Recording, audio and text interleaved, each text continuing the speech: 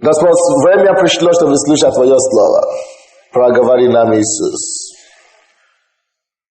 Аминь. Я продолжаю ту проповедь, которую я начал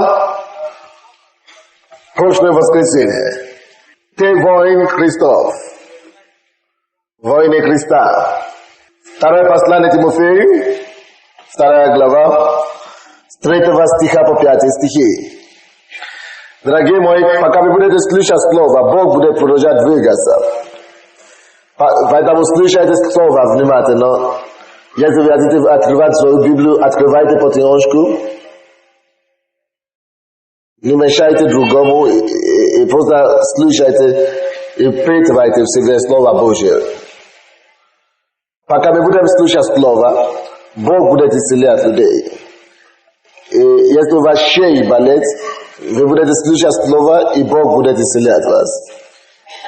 Если у вас также болит левое счастье, лицо, Бог будет прикасаться к вам, и другие вещи Бог будет делать, пока мы будем слушать Его Слово. Почему? На основании Псалма 119, что Он послал Его Слово и исцелил все их. Аминь. Когда Бог посылает Его Слово освобождает, исцеляет, а также если у вас опухоли в зале, Бог будет продолжать исцелить вас и даже оперировать вашу опухоль, пока вы будете там. Конечно, без ножей. 3 стиха по 5. Итак, переноси страдания, как добрый воин Иисуса Христа. Никакой воин не связывает себя делами житейскими, чтобы угодить военачальнику. Если же то и подвязается, не увенчивается, если незаконно будет подвязаться. Библия говорит, итак, переноси страдания, как добрый воин Иисуса Христа. Мы воины для Иисуса. Это факт, это доказанный факт. Мы воины для Иисуса. Если вы спасены, если Дух Святой живет в вас, хотите вы это или нет, вы воины. Но против кого же мы воюем? Мы это рассмотрели в прошлый раз, в прошлое воскресенье. Против кого мы сражаем? Я сказал вам, что у нас есть 3 врага. Аминь. Что, конечно, мы воюем, но мы не воюем против людей. Библия говорит, что мы имеем только один долг перед людьми. Это долг любить людей. Наши отношения, все наши отношения, как христиане, которые касаются других людей, это должно быть на основании любви. Что мы имеем долг. Это долг перед каждым человеком. Любить каждого человека. Может быть, он ненавидит нас, но мы его любим. Может быть, он поносит нам, говорит гадости в отношении нас, но мы его любим. Может быть, он убивает нас, но мы должны ему одно — любовь. Поэтому поймите это, не важно, кто выступает против вас, кто против вас или кто за вас, не важно, что человек делает для вас, мы не воюем против людей. Мы любим людей. Мы спасаем людей. Мы избавляем, мы помогаем людям. Вы понимаете? Мы сказали, что первый враг, который у нас есть, это самый простой враг. Это самый, легкий враг, самый легко побеждаемый враг. И уже побежден вообще враг, который у нас есть.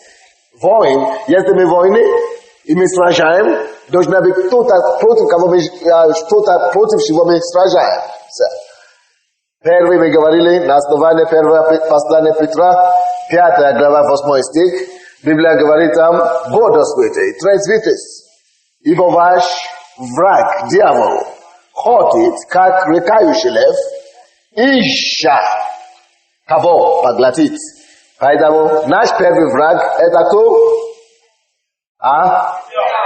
Дьявол. Мы это рассмотрели в прошлый раз, и я сказал вам, что у вас не должна быть проблема с дьяволом. Wysłuchajcie mnie? U was nie должно быть проблема с дьяволом. Дьявол — это самый простой, просто легко побеждаемый враг для христианина. Для людей в мире или миру, дьявол — это вообще целая головная боль для них. Но для тебя и для меня, потому что мы во Христе Иисусе. И мы знаем, 1 Иоанна 4:4, что больше того, кто в нас, больше тот, кто в нас, того, кто в мире. Так? Иисус живет в нас, и если Иисус в нас, мы знаем, что никакой враг нам не страшен. Особенно дьявол. Мы рассмотрели тогда, что дьявол полностью побежден, правда? Мы рассмотрели на основании Библии, Слова Божьего, что он побежден. Поэтому Библия говорит, что в этом послании Петра, 5 глава, 8 стих, что он всего лишь как рыкающий лев. Он не рыкающий лев. Рыкающий лев. Он всего лишь как. Он выступает как. Он хочет, что это значит, что он как рыкающий лев. Он хочет напугать вас. Просто, шуметь и дать вам вид, как будто он еще силен, вы понимаете? И как будто он еще может вам что-то делать или повредить. Но для человека, кто имеет откровение с неба, аллилуйя, для человека, кому открыто Слово Божие, для человека, кто одет поясом истины. Библия говорит нам, что познаете истину, и истина сделает вас свободными. Истина же говорит, Колоссянам 2:15, что ибо он отнял от сатаны, Иисус отнял от сатаны силы и подвел ему позор. Мы это смотрели, это истина. Поэтому, когда дьявол приходит и рыкает, пустой звук. Привет. Ты теперь звук. Пойми. Там не написано, что отняли все силы. Так что, на от меня, вон отсюда, вот. И он повинуется, потому что вы знаете истину. Аминь. Короче, для верующего, потому что мы, благодаря тому, что мы имеем истину, и мы имеем знание истины, и потому что мы посажены во Христе, мы знаем, что мы не одни, Иисус победил его, и этот Иисус, который победил его, в нас живет, мы знаем, что дьявол нам не страшен. Поэтому не присоединяйтесь с теми верующими, которые пугаются дьявола. О, не говори слишком много о сатане. О, нельзя говорить о дьяволе. О, а то, не дай Бог.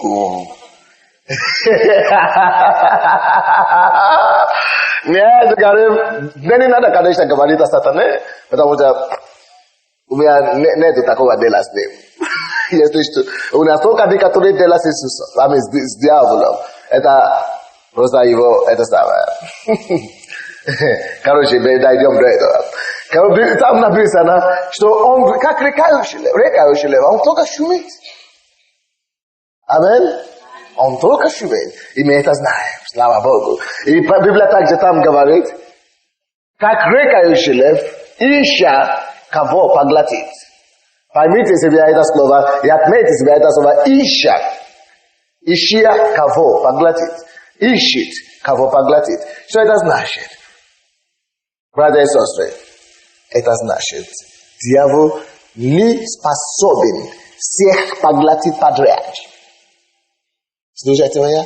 Он не в состоянии бороться против всех подряд. Он не в состоянии всех людей побеждать. Он не в состоянии верующих победить. Поэтому написано, что он ищет. Только он ищет, кого он сможет победить. Только какие-то категории людей он сможет победить. Именно тот категории людей, которые не знают истину. А сатана, что он поражен. Вы знаете? Вы понимаете? То он ищет именно таких людей. Когда, допустим, если дьявол войдет в этот зал сегодня, он начнет искать, во-первых, кто не во Христе Иисусе, кто не покрыт кровью, кто не спасен. Как только что он находит, он поглощает. Он видит, что все спасены, и он начинает искать, кто не знает свою власть во Христе Иисусе. Кто не знает свою власть, кто не знает истину. Он находит такие слабенькие, которые говорят, которые не воин на самом деле. И он приходит к ним и бьет их. Поэтому вы должны быть как воины, быть вооружены и полностью одеты. Вы слушаете? И самое первое оружие – это истина против сатаны. Просто быть одеты поясом истины.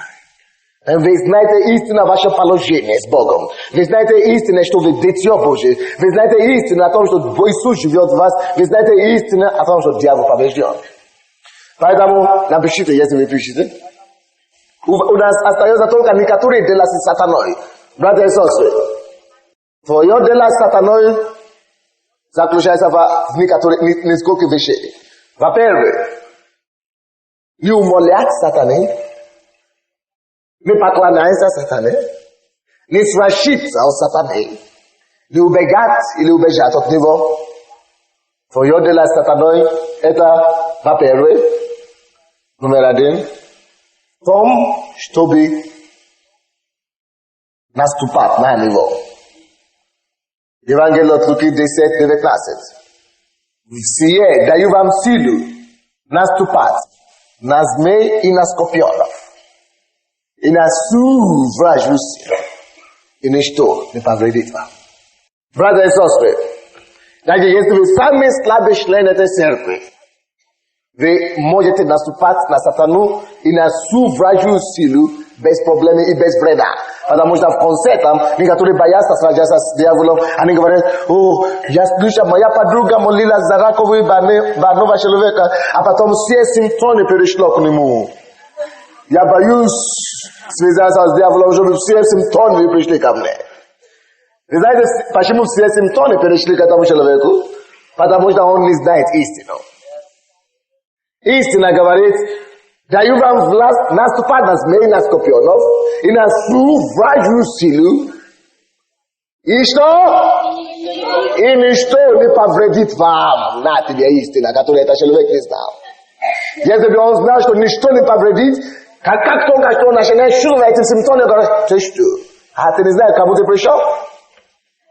Послушай, здесь написано, разбуди маму, что ничто не повредит нам. Ничто не повредит вам. Поэтому надо это сказать симптомам, надо это сказать сатане. Эти симптомы мне не принадлежат, потому что написано, и ничто не повредит. Вреда не принадлежит мне. Я наступаю. Поэтому твое дело сатана это наступать на него. Ваше дело, если вы веруете с сатаной, это наступить ему на голову. И вы имеете право на это. Есть разные проповедники, вы знаете, которые не знают истину, которые ходят повсюду сейчас и говорят, допустим, они хотят изгонять бесов из вас, из верующих. Приходят в церковь. Мы хотим изгонять бесов из верующих. Это нонсенс. Во-первых, верующий не может быть одержимый. Во-вторых, верующий может пропустить дьявола и бесов, чтобы его угнетать. Так. То верующий может открыть дверь для дьявола, если он верующий. Но вам не надо, чтобы кто-то изгонял эти бесов от вас. Потому что они одержимые ими, во-первых. Они могут просто подавлять вас и так далее. А что вам нужно делать с дьяволом? Не разрешить ему подавлять вас. Библия говорит, что вы будете над, а не под. Библия говорит, вы должны наступать на сатана. Это значит, он должен быть под вами, а не над вами. Какое он право имеет, чтобы быть здесь, или здесь, или здесь, или здесь? Когда я должен наступать, вот он должен быть. Если ты замечаешь, что дьявол подходит к тебе, поставь его на место. Ты слышите меня? Просто поставь его на место. Я видел однажды проповедник, который проповедует в церкви, говорит, что я вам докажу, что есть верующие, у верующих есть бес. Почему? Потому что есть верующие, которые раздражаются. Есть верующие, у кого есть похоть. Есть верующие, у кого есть разные вещи, анонизм. Верующие, у кого есть разные вещи, что он говорит, блуд или прелюбодеяние, гнев. И говорит, Теперь я буду молиться за освобождение. Поднимите ваши руки. Люди поднимали свои руки. Anyway, я пример рассказываю.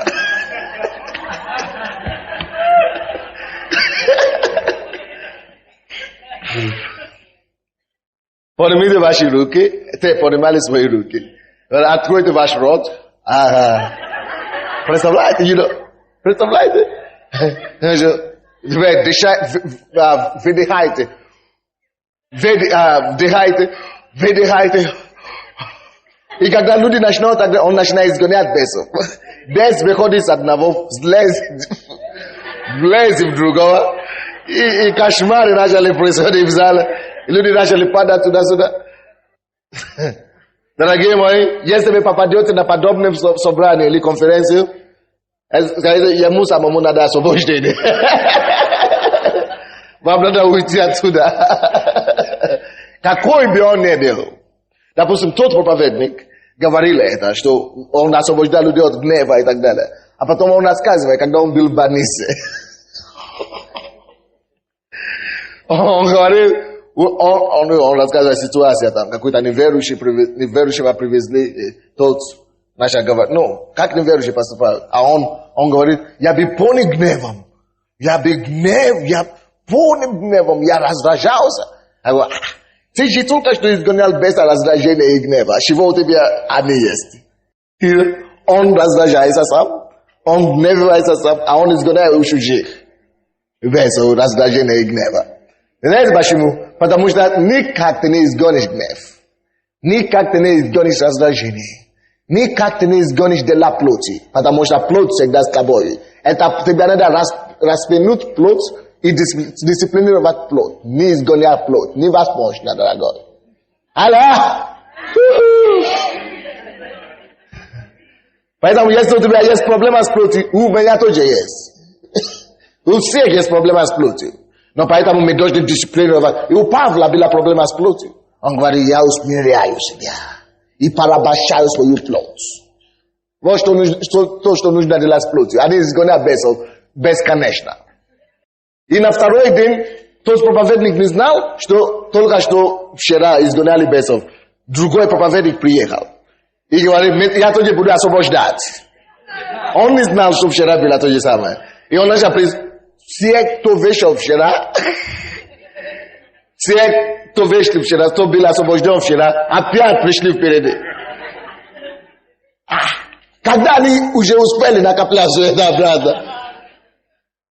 Потому что без учения, люди не обучены, люди без знания ходят, люди без истины. 10 раз за служение освобождают. Потому что никуда не денется твой плод. Ты должен что-то другое делать с плотью. Короче, дьявол, это не твое самое большое проблема. Ты можешь ставить дьявол на место. Первое дело, что ты можешь иметь с дьяволом, это наступать на него. И на его силу. Второе дело, которое у тебя есть с дьяволом, это связать его и его дела. Ты имеешь право связывать и рассвязывать. И Библия говорит нам об этом в Евангелии от Матфея, 18 глава, 16 по 20 стихи. Ты можешь видеть там, когда Бог говорит, что Он дает нам силу связать. Поэтому, если дьявол приходит на твой путь, и тебе не нравится то, что он делает, просто возьми его за шею и дай ему по-хорошенько. Дьявол, ну пойми. Просто свяжи его и разбирайся с ним. Аллилуйя. Амин. Это второе дело, которое у тебя может быть с дьяволом. Третье дело, которое у тебя должно быть с дьяволом. Это согласно Якова 4:7. Библия говорит там, противостаньте дьяволу, и он убежит от вас. Противостаньте дьяволу, и он убежит от вас. Братья и сестры, третье дело, которое у вас должно быть, может быть сатаной, это противостать ему. Библия говорит, когда ты противостоишь дьяволу, что он делает? Он убегает от тебя. Противостаньте дьяволу, и он убежит от вас. Поэтому не кланяйся дьяволу, не умоляй дьяволу. Сегодня утром у нас было свидетельство такое. Когда ты говоришь собаке, иди домой. Пожалуйста, иди домой. Он будет тебя лаять, наоборот. Он тебя будет, ласкать и влюбляться. Но если ты скажешь ему, ну, кому говорю здесь? Вон отсюда! Он убежит с хвостом под ногами. Аминь. Поэтому так ты должен обращаться с дьяволом. Не шути с дьяволом. Возьми его за шею и дай ему хорошенько. В лицо несколько раз он поет. Аминь. Поэтому противостань дьяволу, наступай, связай. Не шути с дьяволом. Разбирайся с ним как должно. Возьми имя Иисуса. Библия говорит, что у нас есть оружие, и наше оружие не плоские. И первое, если это имя Иисуса. Именем Иисуса дьявол я связываю тебя. Когда ты говоришь именем Иисуса, он отступает. Он повинуется. Это первое оружие. Второе оружие, кровь Иисуса. Когда ты прививаешь кровь Иисуса, он знает, что путем этой крови он потерпит поражение. Кровь Иисуса. Это второе оружие, которое мы используем. Третье оружие, которое мы используем, это Словом Божьим. Наш меч духовный. Аминь. Ты можешь цитировать слово. И те слова, которые мы уже цитировали, и победить не только дьявола, но и все остальные дела плоти. А также ты можешь использовать Духа Святого, дар Духа Святого и связать дьявола и разрушить его дело. Не связать через Духа Святого, но ты можешь просто молиться на Духе, и Дух Святой будет ходатайствовать за тебя. Аминь. Но если связать дьявола, если сражаться с дьяволом, ты можешь это делать только на своем языке, на русском, когда ты хочешь его связать. Потому что когда ты говоришь на новом языке, он не понимает. Ты понял, да? Ты должен говорить по-русски, чтобы он понял, что ты хочешь сказать. И применять Слово Божие, и кровь Иисуса, и именем Иисуса. Аминь. Аллилуйя. Давайте будем практиковаться. Определите себе, какая у вас проблема. Определите себе свою, в чем вы хотите справляться с дьяволом. Или справиться с ним. Где вы хотите его побить хорошенько. Может быть, в жизни вашей дочери, или вашего сына, вашей семьи, или у вас на работе. Возьмите его за шею и дайте ему прямо в лицо. Что во имя Иисуса я тебя повелеваю, помните, вы имеете право наступать на него, вы имеете право связать его, и вы имеете право что еще делать? Противостать его. И он не имеет выбора, он просто убежит. Поэтому встаньте, это сделаем. Не шутите с дьяволом, вам не надо молиться еле-еле, просто кричите ему на с властью молитесь. Дьявол во имя Иисуса, я разрушаю тебя, моя жизнь, с властью молитесь. Властью молитесь, разрушайте, наступите, свяжитесь его. Дьявол, именем Иисуса, мы связываем твои дела, мы связываем твои действия, нашей жизни во имя Иисуса Христа. Мы противостоим тебе, дьяволу, ты должен убежать, убегай отсюда. We resist you, Satan. We resist you, Satan. We resist your work, your endeavors against our church. We destroy your activities in Jesus' name. In our lives, in our ministry, in our church, we come against you. We bind you.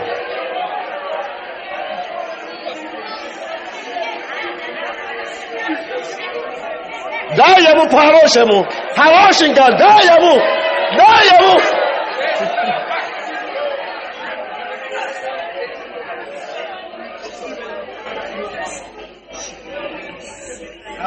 Аминь.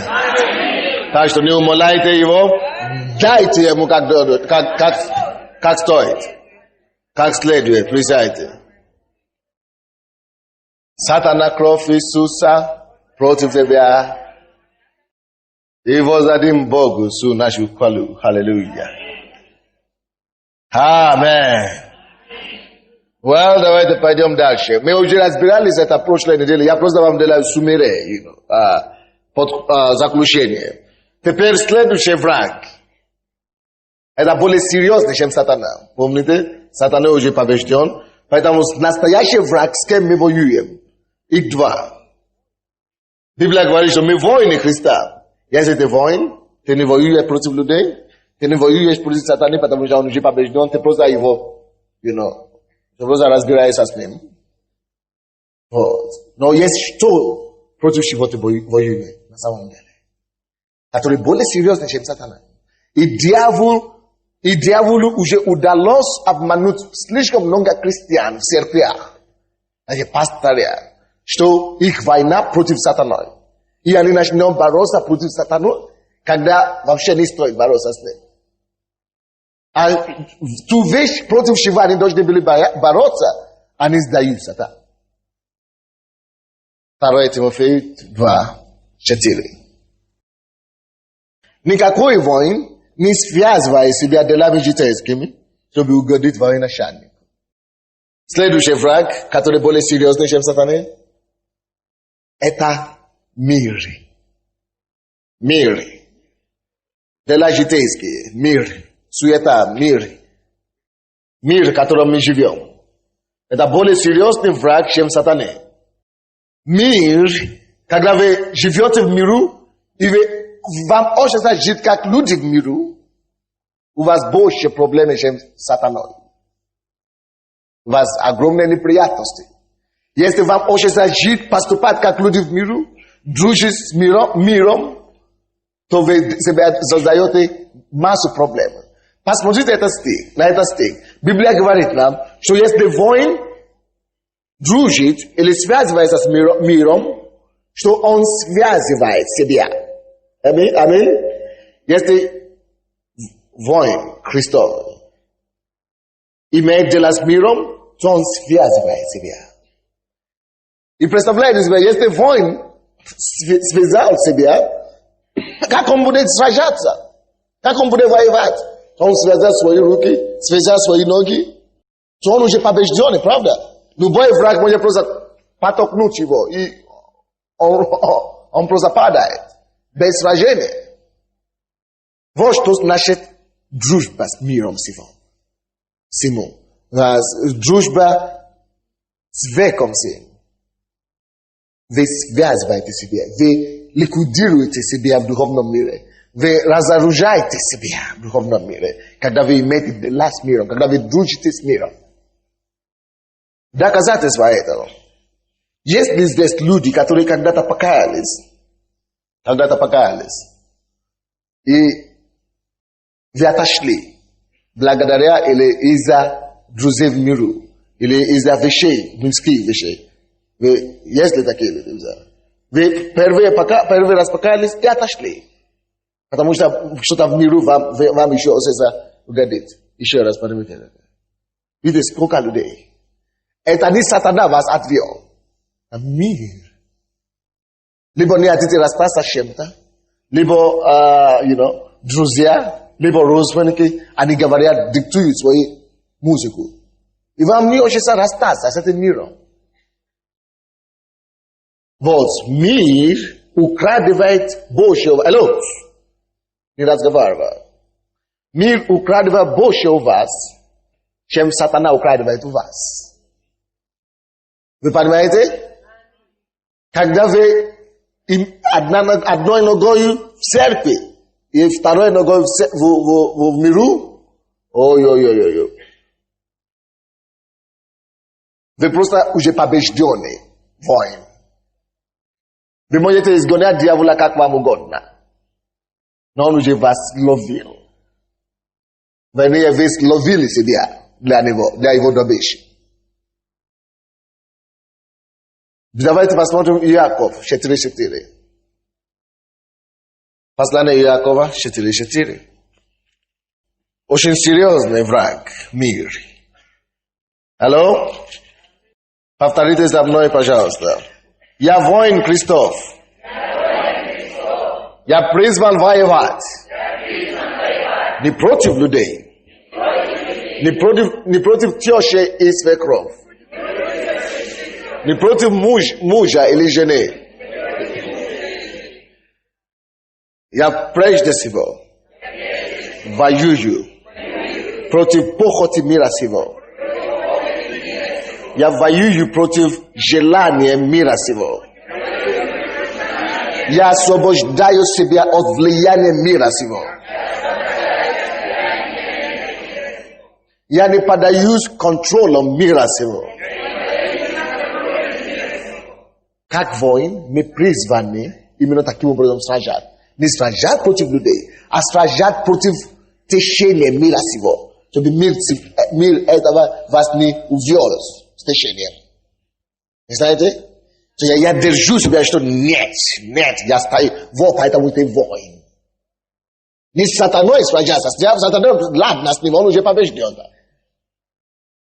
Но ты призван воевать с этим миром, который окружает тебя, говорит, нет, люди так поступают в миру, но я не такой. Иисус молился, Евангелие от Иоанна 17. Мы вернемся, не закройте, пожалуйста, Иаков. Вернемся к Иакову. Иисус молился и говорит, что я не молюсь о том, чтобы взять их от мира, но молюсь, чтобы защитил их, чтобы они победили мир. Братья и сестры, Иисус не молится, чтобы ты был взят от мира. Иисус не молится, чтобы Бог собрал нас. Но Он говорит, что пускай они будут в миру, но потому что Он знает, что вне от мира, и сохрани их в этом мире. Ты должен сохранить себе. Вот это сражение, сохранить себе. Эти битвы, сохранить себе. Это твоя битва. Первая битва как христианин. Не быть оскверненным от мира сего. Давайте посмотрим Иаков 4:4. Прелюбодей и прелюбодейцы. Не знаете ли вы, что дружба с миром есть вражда против Бога? Слушайте меня. Дружба с миром есть вражда против Бога. Ты любишь поступать как твои друзья в миру? Ты любишь делать некоторые вещи, которые люди делают, смотреть телевизор с утра до вечера? Ты любишь говорить, как они говорят? Ты любишь кушать, как они кушают, без перерыва, без поста, без ничего, без воздержания? Дружба с миром. Вражда против Бога. Итак, кто хочет быть другом миру, хочет дружиться с миром, тот становится врагом Богу. Врагом Богу. Автоматически. Автоматически. Хочет дружиться с миром, все, закончишь. Ты конченый человек. Полностью. Поэтому твоя битва, твое сражение, не то, что дьявол, это дьявол не помешал, без попутал, как вы говорите. Без попутал. Не забудь о без, какой без попутал. Ты сам себя связал.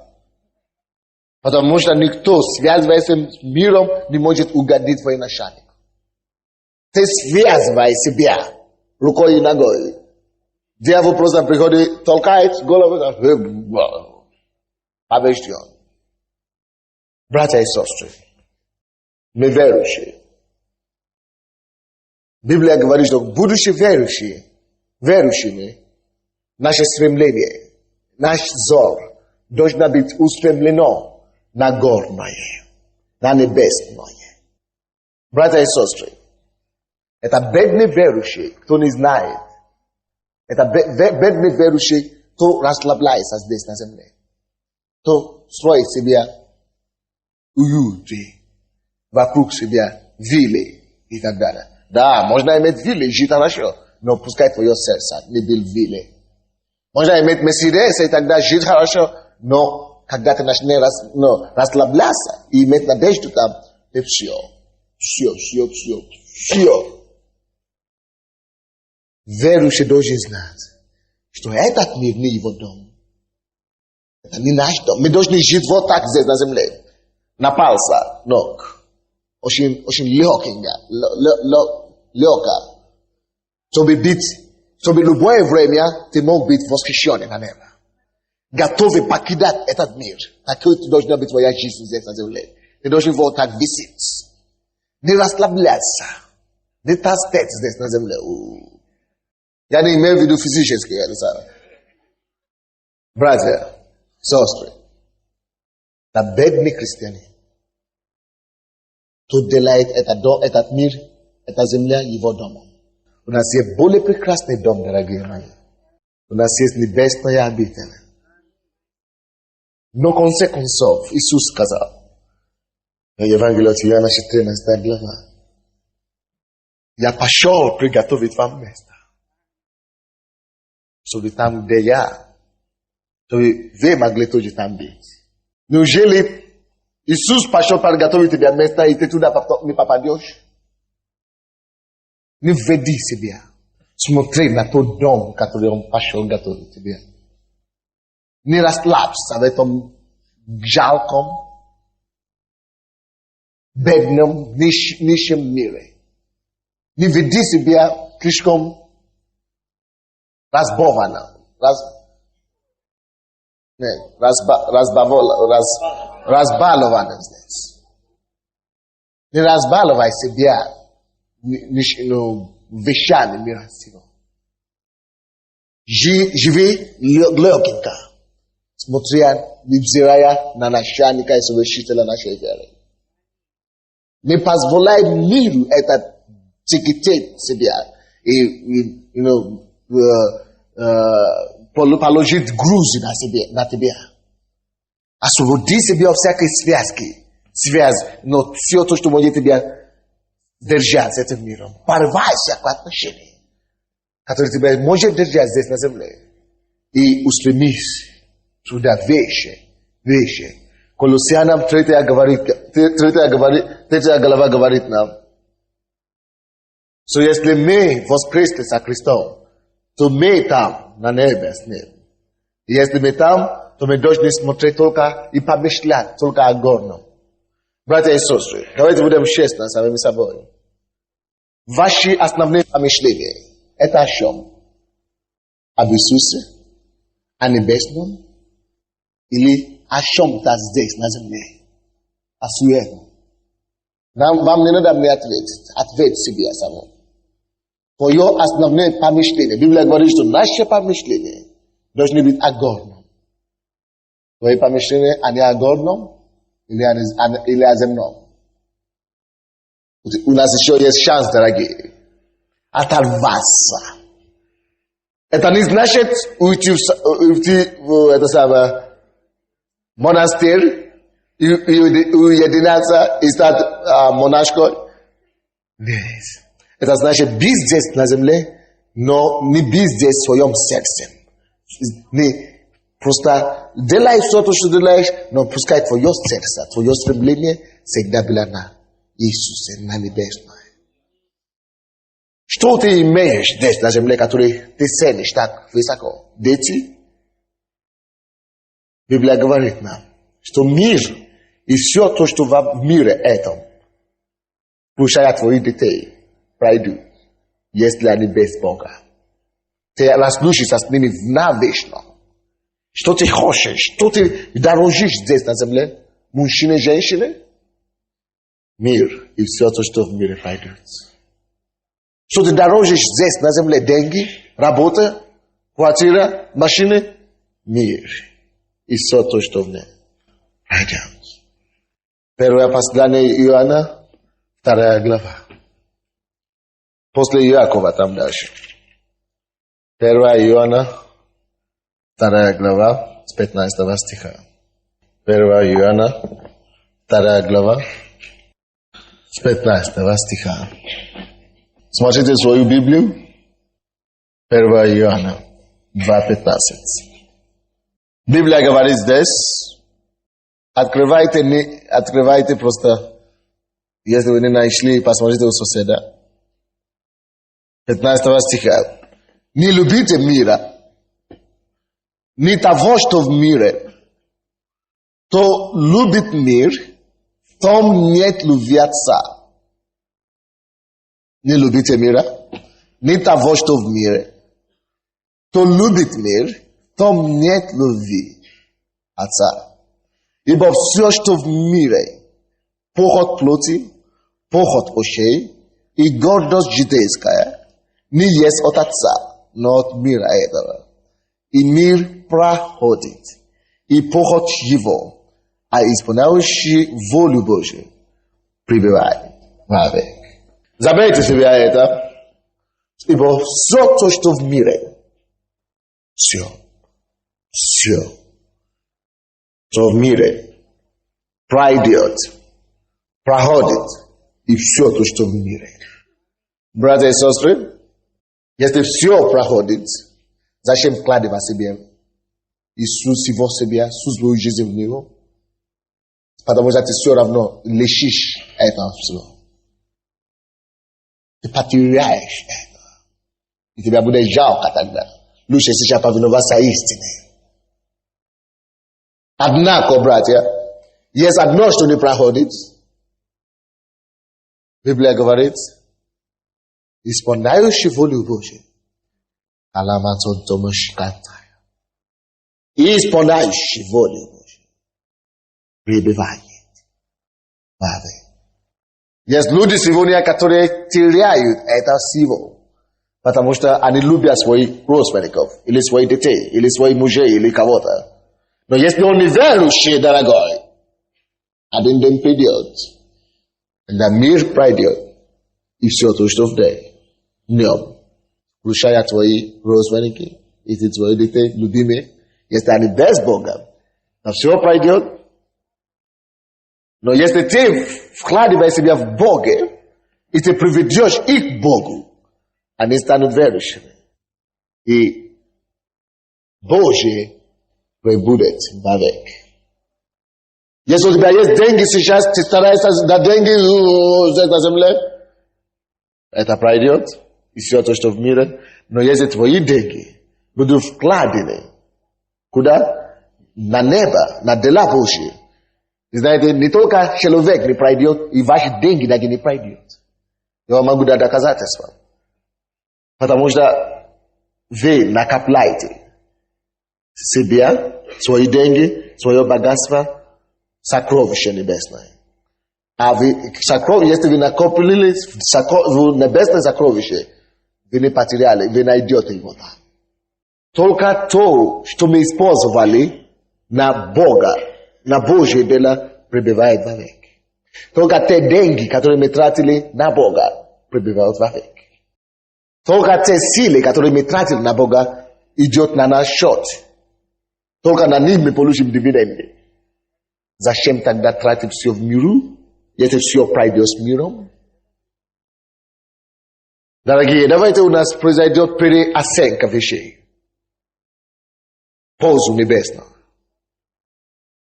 Многие из вас уже тратили половину вашей жизни уже в миру. Но остальная половина там можно еще успеть на Бога тратить. Братья и сестры, ну серьезно. Да поможет нам Бог. Аминь. Ибо все то, что в мире, похоть очей, гордость житейская, похоть плоти, проходит. Не стоит дорожить ничего здесь на земле. Не стоит. Да, мы молимся, чтобы Бог поднимал миллионеров в нашей церкви, и Он поднимет это. Я увижу это своими глазами. Да, нам не нужны миллионеры, которые будут ценить деньги, чем Царство Божие. Поэтому, когда Бог тебя поднимет, смотри, плевай на деньги. Смотри легенько на деньги. Не обращай слишком много внимания. Не посей твое сердце там. Пускай твое сердце будет утверждено на Сионе. Но вражда, дружба с миром, вражда с Богом. Поэтому мы войны. Иисус вооружил нас. Иисус научил нас, чтобы мы могли сказать нет миру и похоти мира сего. Чтобы мы могли сказать мир не воевать на самом деле. Не воевать против людей в миру, не воевать против человека, но говорит нет миру, воевать против мира и этой системы. Потому что мы знаем, что эта система под господством сатаны. Князя, господствующего под небесным.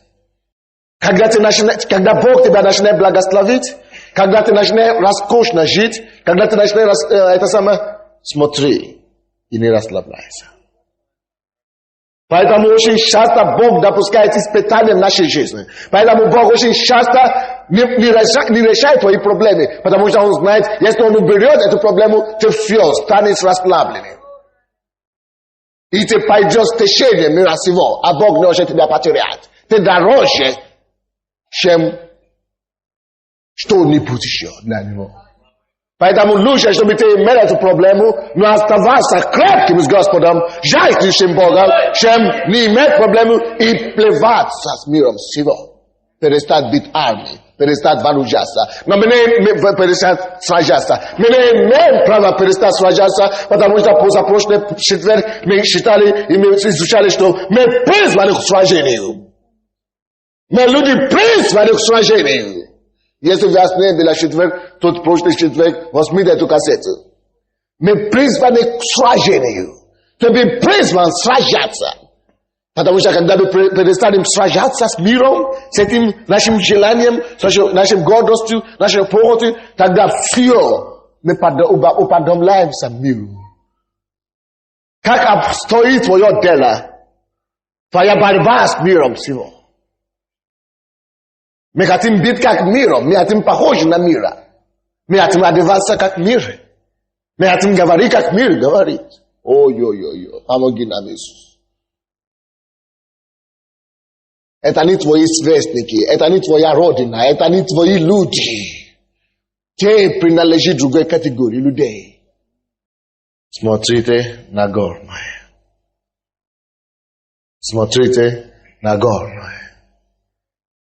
Смотрите на горное. Взирая на Иисуса, на совершителя, начальника и совершителя нашей веры. К Римлянам, 12 глава, 1 и 2 стихи. Бог здесь нас предупреждает. Римлянам, 12, 1, 2. Итак, умоляю вас, братья, милосердием Божьим, представьте тела ваши, жертву живую, святую, благоугодную Богу, для разумного служения вашего.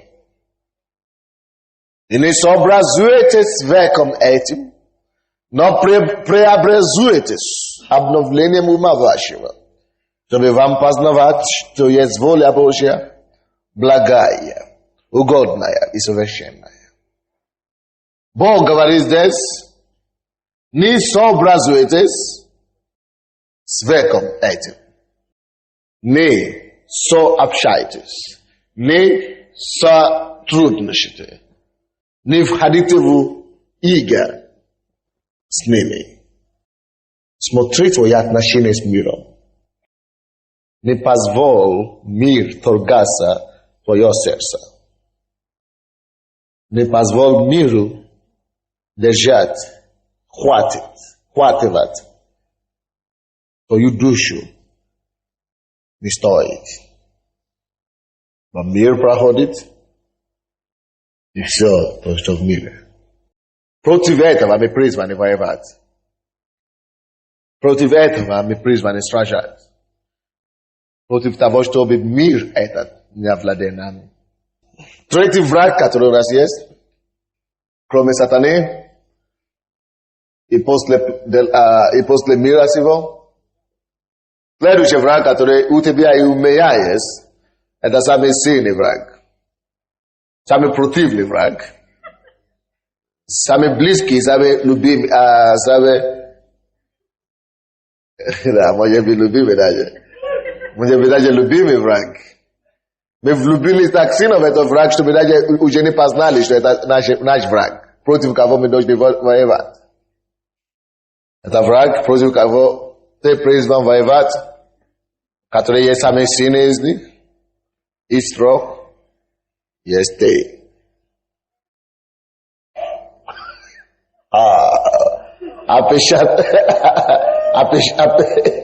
Опечалились. Третий враг, самый сильный враг, jest twoja plot.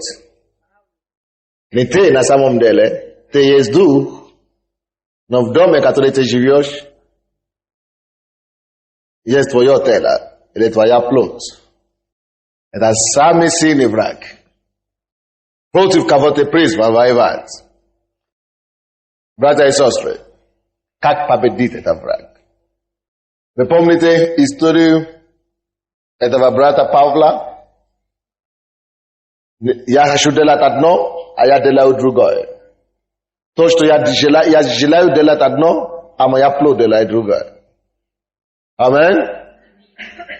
К Римлянам 7 глава, да? 8. Не, 7, виж что. 7 глава. Дьявол не силен, как сильна ваша плоть. Римлянам 7 глава, вы видите, как Павел говорит об этом. Но, братья и сестры, ты можешь что-то делать своей плотью, и ты должен победить против этого врага. Ты призван воевать, быть воином не против людей, еще раз повторяю, но против желания твоей плоти. Вот это есть война, битва, к которому мы призваны. Вот это есть сражение, к которому мы призваны. Воевать против желания плоти. Кто-то думает, что он может изгонять дела плоти. Изгоняют духа раздражения, допустим. Анонизма. Они просто теряют свое время. Мы не призваны изгонять плоть.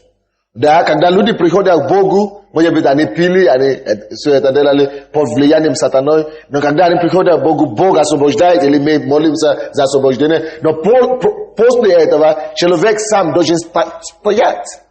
Вы обнаруживаете, что вы уже перестали, вам не хочется курить, или пить, или колоться, может быть, год, а потом искушение начнет приходить все равно, если вы будете приближаться к этому.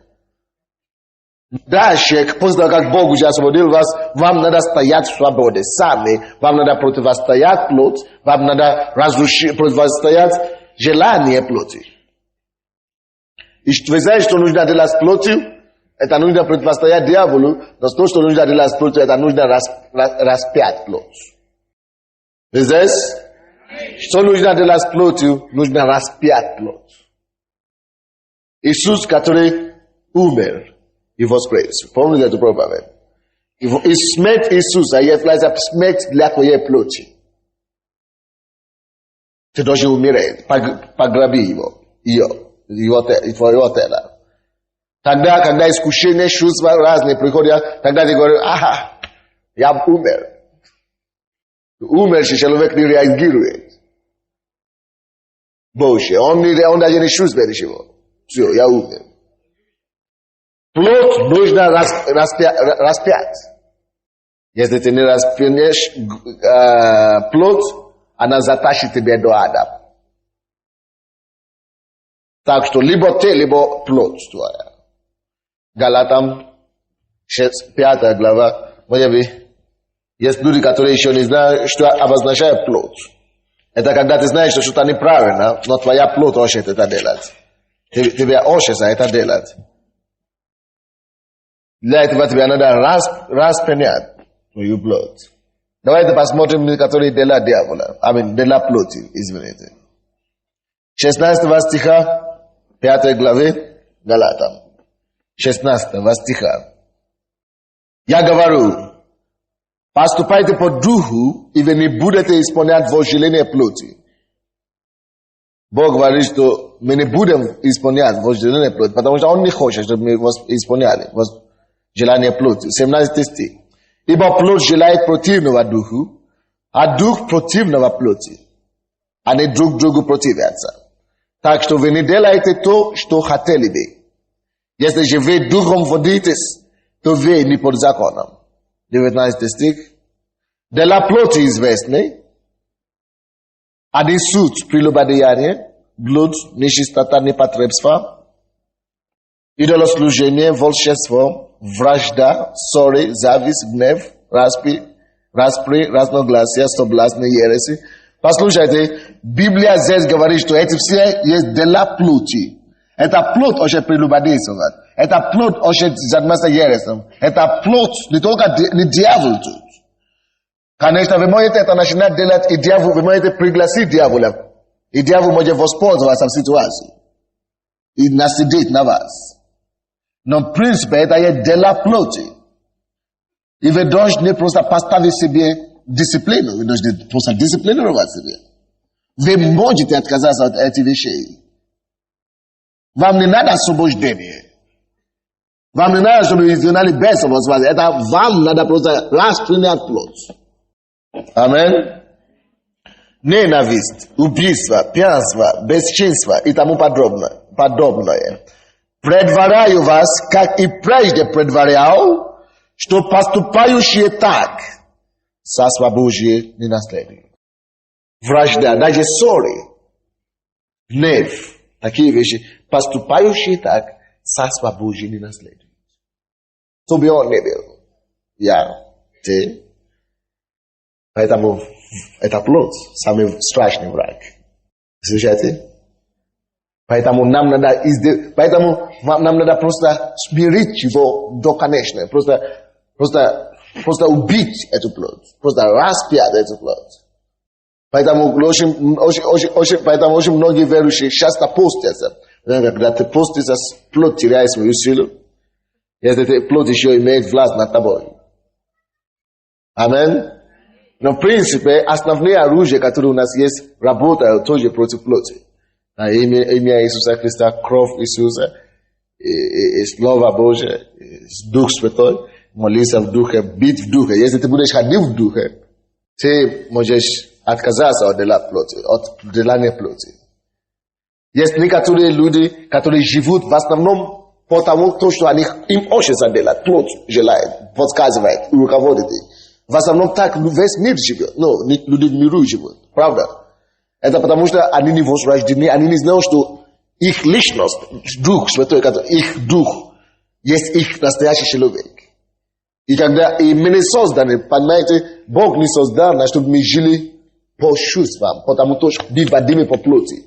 Знаете почему? Потому что есть что-то другое, кого Бог создал, есть что-то другое, кого Бог создал, чтобы быть водимым по плоти, желание плоти. Это животные. Он дал им инстинкт. Он не дал им духа. И они не размышляют, что правильно, что неправильно. У них нет совести. Они делают только что инстинкт, что чувства желают делать. Амин? Но кто из вас знает, что он не живот из вас? Не животный из вас. Есть такое. Если бы вы были от обезьяна, вы бы были похожи на него. У него нет духа, у него нет духа святого, у него нет это самое. Поэтому он живет по инстинктам, что куша. О, банана ищи. Но ты не такой человек. Ты можешь дисциплинировать себя, потому что ты можешь поставить плод под тобой. Аминь. Мы созданы по образу Божьему, поэтому мы знаем, что правильно, что неправильно. Мы имеем совесть. Поэтому мы не можем просто жить по плоти, по желанию плоти, как животные.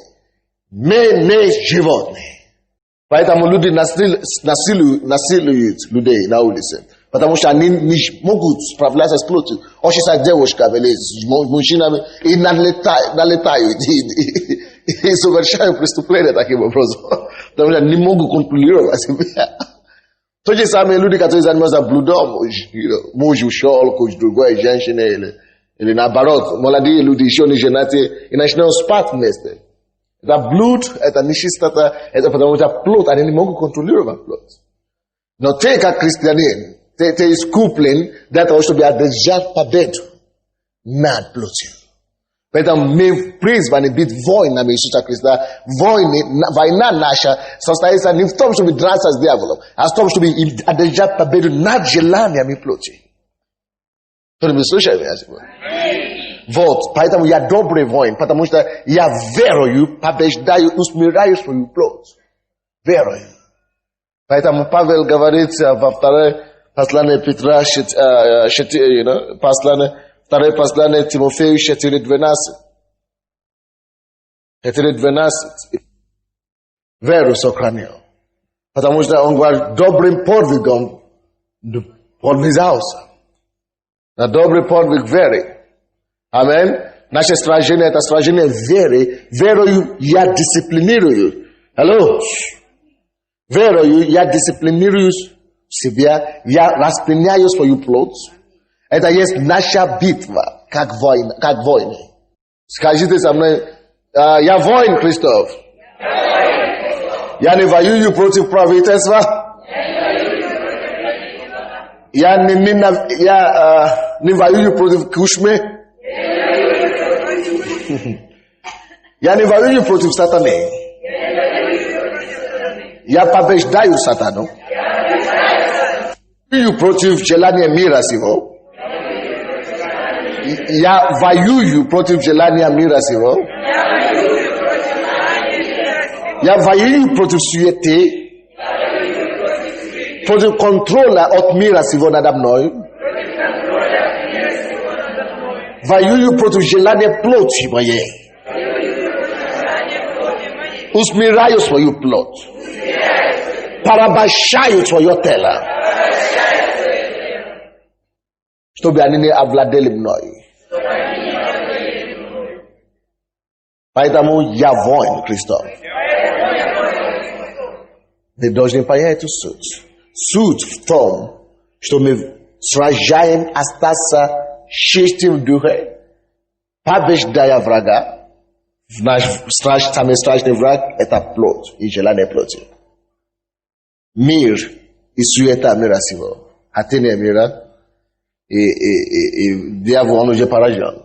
Давайте посмотрим, как Павел побеждает дьявола. Как он побеждает свою плоть. 1 Коринфянам 9, 15.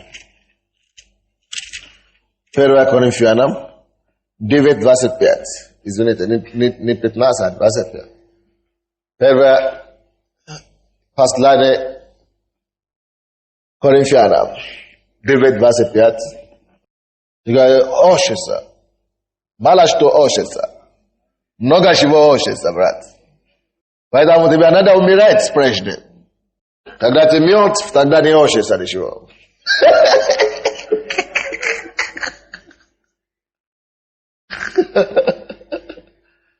Много чего ошится. Но если мы будем гоняться по всем тем, то что ошится, дорогой, мы себя не найдем места здесь на земле вообще.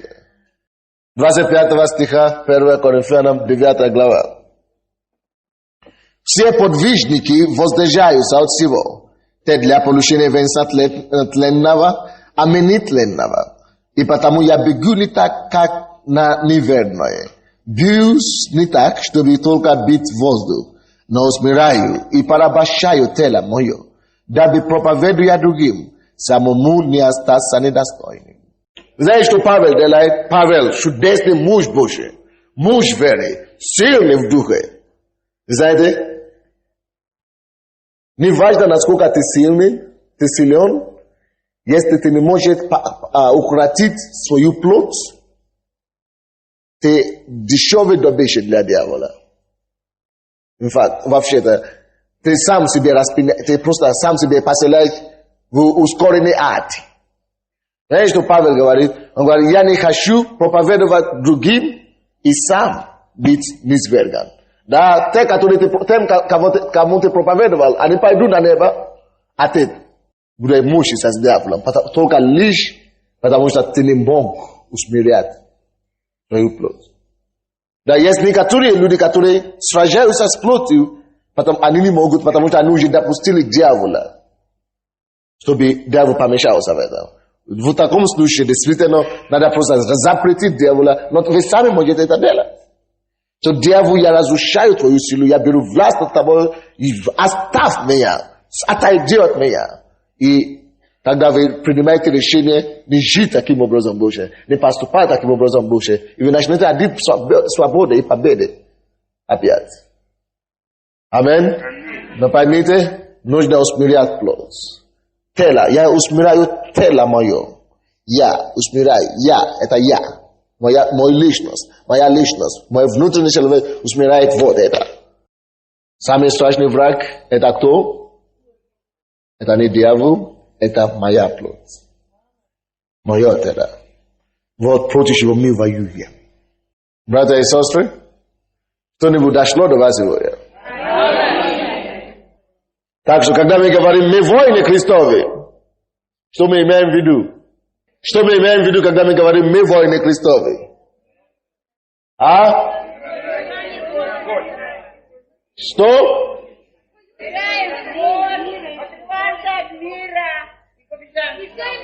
Аминь. Смираем плоть, отрекаемся от дьявола, от мира и побеждаем дьявола. Да, мы просто ходим над ним, мы просто побеждаем дьявола, но настоящее сражение предстоит, но с моей плотью, но с миром, который окружает меня. Если вы сможете одержать победу в этих сферах, вы будете воинами, добрыми воинами Христа, кому Иисус скажет однажды: войди в дом покоя твоего, отца твоего. Преклоните вашу голову, давайте будем молиться. Поговори с Богом об услышанном. Проси у него освобождение, проси у него силу и власть господства над твоей плотью, отказываться от мира и от увлечения мира сего. Господь, во имя Иисуса, мы просим, открой наши духовные глаза, реальности духовной брани, чтобы мы могли знать, куда лучше направлять наши стрелы и наши битвы, и чтобы мы могли ходить в Твоей постоянной победе. Благодарим Тебя за слово, которое Ты преподал нам сегодня. Прими всю славу во имя Иисуса Христа. И весь народ сказал: Аминь. Аминь.